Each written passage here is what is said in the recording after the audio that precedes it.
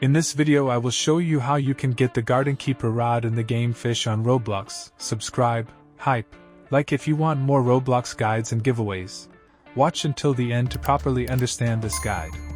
The Lost Jungle expansion in Fish is not only about new locations to explore, it also introduces several new fishing rods.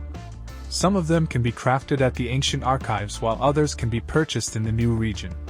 One of the craftable options is the Gardenkeeper rod, which is considered a solid mid to late game rod thanks to its balanced stats. I will tell you exactly how to get the Gardenkeeper rod in Fish, and what stats it comes with.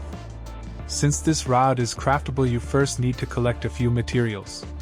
All of them are found in the living garden inside the Lost Jungle area. But before going there you must obtain the toxic-proof raft so you can travel from Toxic Grove to that location. Once you reach the living garden you can start gathering the required items.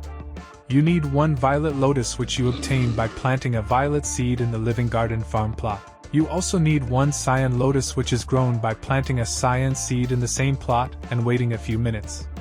Another item required is the canary lotus, which works the same way because you plant a canary seed in the plot and wait until the plant grows.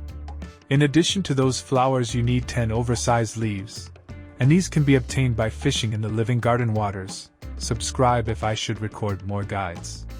Finally, you must also prepare 320,000 coins to craft the rod. To get the seeds used for those flowers you need to make the closed flowers in the living garden bloom.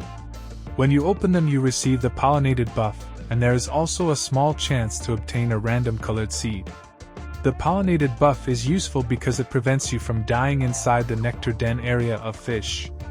After collecting every required item you can leave the living garden by using the magic mirror and travel back to Moosewood.